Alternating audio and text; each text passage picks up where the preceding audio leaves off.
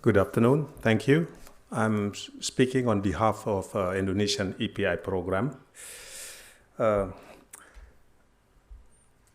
I mentioned before, improvement of health status of the people through maximum control of the disease has always been the ultimate goal of every public health intervention program. And each new tool introduced in the control of program for diagnosis, for prevention, and improvement in disease control strategy will allow the program in achieving the goal. And we do understand that immunization program is the most cost-effective and specific intervention. That is why sustainability of EPI program is a conditio sine qua non toward child survival. We remember in 1990 we had what's so-called the World Summit for Children with 10 goals. 9 of these 10 goals are about health, and then of course achieving what's so-called universal child immunization coverage, measles reduction, polio eradication, and neonatal tetanus elimination. And Indonesia started its EPI program in 1977 actually. Then I was EPI manager for 8 years since 1988 to 1996. Then I involved lots in the national immunization days, etc. Smallpox has been eradicated 3 decades ago. This is to prove also that the vaccination is the specific and cost-effective intervention. Polio, we declare Indonesia already eradicated, polio-free for quite some time, and we are still worried about imported wild poliovirus from far away. Of course, being the legal framework of EPI is very important. If we are talking about good governance, number one is the legal framework and the predictable framework of the law, and then of course transparency and then accountability.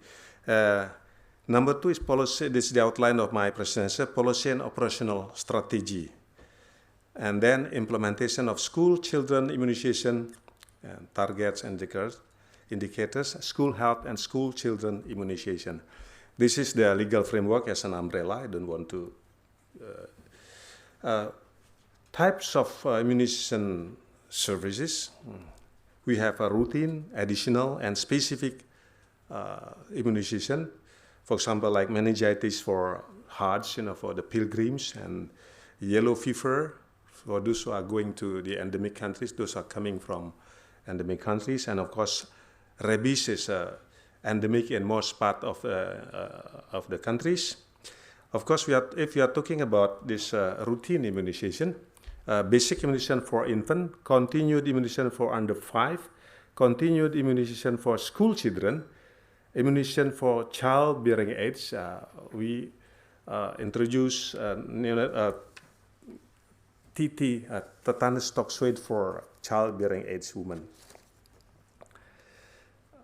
To achieve high immunization coverage, accessible, equally distributed, availability of static and accessibility, and continuous quality improvement through skilled personnel. That we keep training our personnel, quality vaccine and cold chain system, correct vaccination procedures, community mobilization and participation. To achieve the universal child immunization coverage in 1990, we developed a very simple tools, what's so-called local area monitoring tools. It's very simple management tools. And then we developed, that's also simple tools, what's so-called area-specific planning. And we supervise our program in such a way to maintain the quality of the program. We have what we call it supervision using checklists. At that time, our government system was centralized, and from the central government, all the budget for EPI provided by the central government. Target indicators, IPV, inactivated polyfunction, will be introduced in July 2006, has been done. And one dose IPV is given together with DPT, etc. This is the schedule of our routine immunization, like any other country also.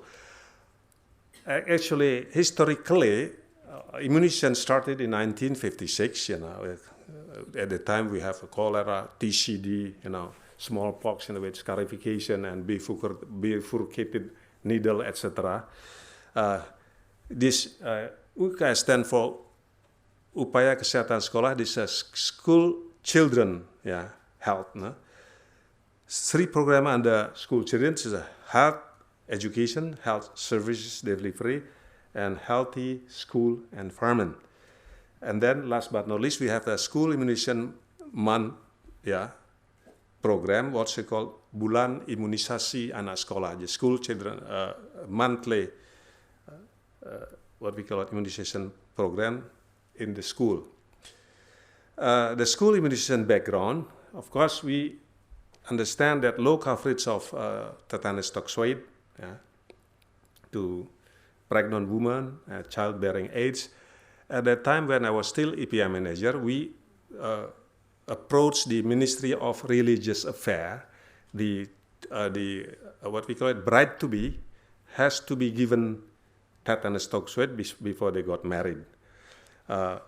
Universal coverage immunization level has been achieved right after World Summit for Children in September 1990. So we achieved our universal coverage immunization because of this very simple tool also called local area monitoring. This cohort has reached grade 1 of elementary school in 1997. And the school enrollment ratio is more than 90% at elementary school. What is the objective of the school children immunization? To provide long protection to children against EPI target diseases, measles, diphtheria, tetanus, including neonatal tetanus. When I was EP manager at that time, the neonatal tetanus causing 20% of neonatal death. At that time, every year it was recorded about 60,000 deaths due to neonatal tetanus. And this year, Indonesia has been declared achieving the MNTE, maternal neonatal tetanus elimination. At that time, my friend Francois Gaz, some of you know him, my close friend. He was my teacher also in neonatal tetanus. Specific objective, lifelong protection against measles, 10 years protection against diphtheria, and 25 years protection against tetanus. Actually, lifelong protection if we give them 5 TT with a good interval. So this is the school immunization schedule. Grade 1, grade 2, grade 3, grade 4, grade 5, grade 6.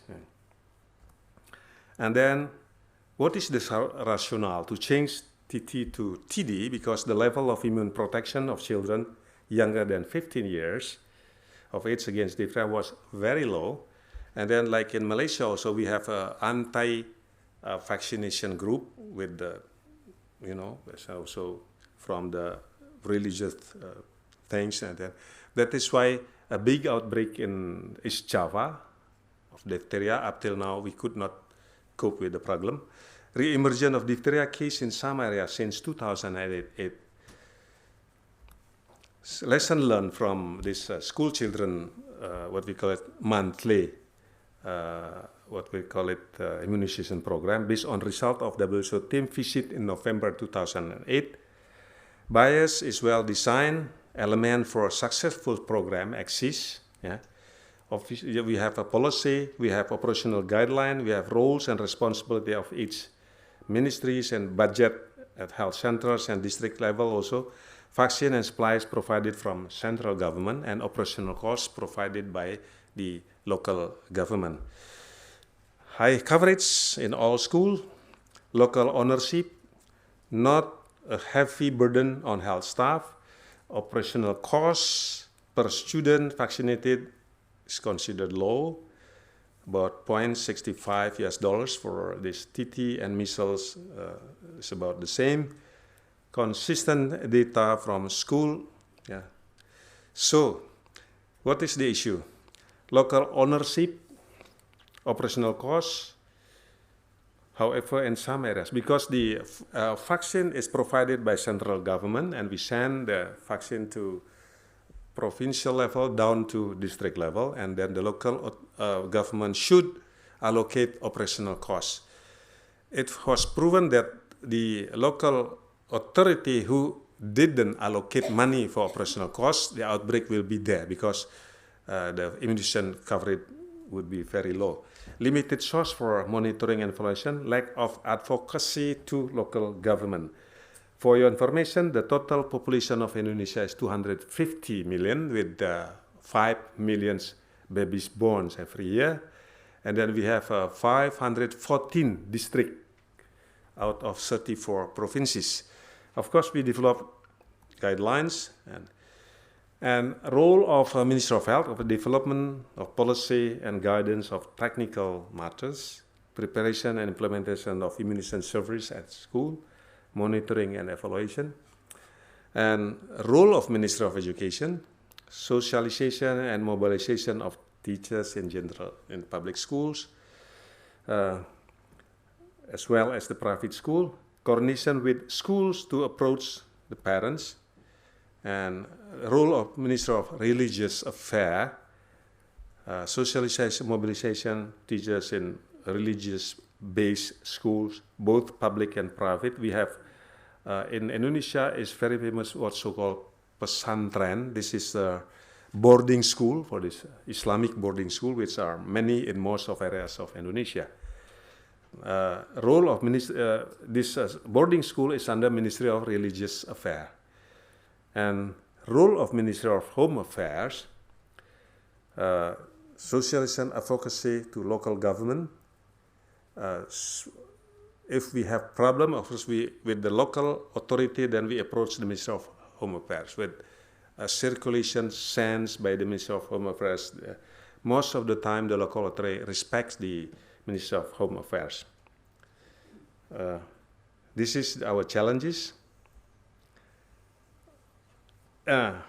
Like what I have mentioned this yesterday, the objective or the purpose of EPI program, of course, to control, to eliminate, as well as to eradicate the EPI target diseases. If, of course, this is the fact sheet that for the candidate disease for control, for elimination. Just like in any other presentation, of course, we start with the brief description of the disease, the current burden and feasibility, biological of a control, elimination, or eradication. How much does it cost? Yes. What are the key strategies to accomplish the objective? Research need and status elimination or control to date, and principal challenges to like what has been repeatedly yesterday presented by most of the speakers, steps toward the new vaccine on the national childhood immunization schedule. Of course, we start here from burden of disease, vaccine assessment, cost effectiveness. We have been talking a lot about vaccine efficacy, and then cost effectiveness, priority decision, financing, program issues, and then policy decision. This is the financial process for new vaccine support.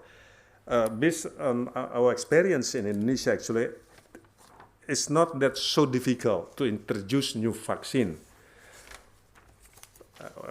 Actually, if we discuss with the decision maker, of course, the first question asks how much does it cost? Because for developing country Indonesia, limited resources has always been our problem. And we have a National Immunization Technical Advisory Group And then Dr. Yulita Sari is one of the prominent member in this ITEC, yeah, National Immunization Technical Advisory Group, because they are providing this technical resource supplying guidance to national policymakers and program managers to enable them to make evidence-based immunization-related and program decision. We have also a committee on adverse event following immunization. Now we receive news from Indonesia. We had SMS that one severe victim after receiving pentavalent in Karawang, ya Bu Yulita, Karawang, is 1 hour from Jakarta. We provided this vaccination to our children. One died. Is now being investigated. Is it associated to the vaccination, or is it coincident? So, independent team will go to the field. So this is for example, like the introduction for hepatitis B. I was involved in the what we call it demonstration project in Lombok. It was a 4-year demonstration project in Lombok between Pat and McFarlane Burnett from Australia. At that time, we could bring down the carrier rate from 7% down to about 2.5%. It's a very strong evidence to convince the decision maker to introduce the new vaccine into the routine program. At that time, hepatitis B vaccine was considered very expensive, about $1.5 per dose, while we were talking about 10 cents for other antigen, for example, for polio, etc. But with the decision made by Mr. President at that time, Mr. Soeharto, in 1997, Mr. President decided to cover the whole country with hepatitis B vaccine. I was very happy at that time, and then because budget fundings, no problem, because at that time, Ministry of Planning right away allocated money for hepatitis B vaccine. For your information, now we are planning also to introduce new vaccine into our program, but of course it takes time. We need to have a demonstration project. For example, like we are now entering the end game of polio eradication. Now, OPV plus 1 shot IPV has been done July 2016, and 2017 we have a MR demonstration project and Japanese encephalitis demonstration project in Bali, because Bali is endemic for Japanese encephalitis. And in 2017, next year also, we have the demonstration project for human papilloma virus in Jakarta and Yogyakarta. And we had also IPV project in Yogyakarta for many years. And then 2017, we have a pilot project in Lombok. Lombok is very famous for, hepatitis B study. HIB study also was done there. We are talking about how much does it cost. Of course, we have Gavi with us. IVP, IPV, and MR. It is cost sharing between Gavi and, of course, the government of Indonesia. Japanese encephalitis, Gavi, and PAT. It's PV, of course, 2016, this government.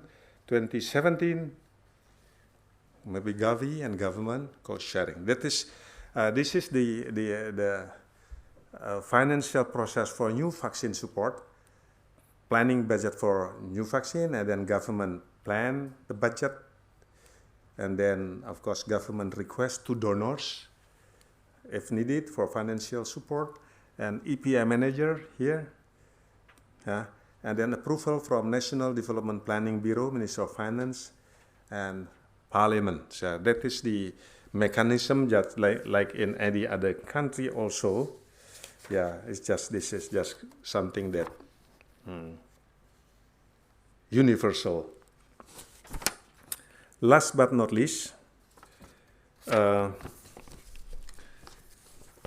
we also supported by WHO, provided technical assistance, guidance, etc. And within Southeast Asia Regional Office, we have ITAG, Immunization Technical Advisor Group. I was member for some times, and now it has been replaced by somebody else. I think that's all. The health is my wealth. We must maintain it. And then, of course, if we are talking about sustainability of EPI, there are two components of the sustainability. Number one is managerial sustainability. We need to have a strong political commitment under this managerial sustainability. Number two, we need to have a sound plan, short, medium, and long run. And then being a developing country, efficiently use of the limited resources must be there. And then last but not least, the financial sustainability. We have to be able to identify resources, available, scattered within the country and outside the country. Thank you very much for your attention.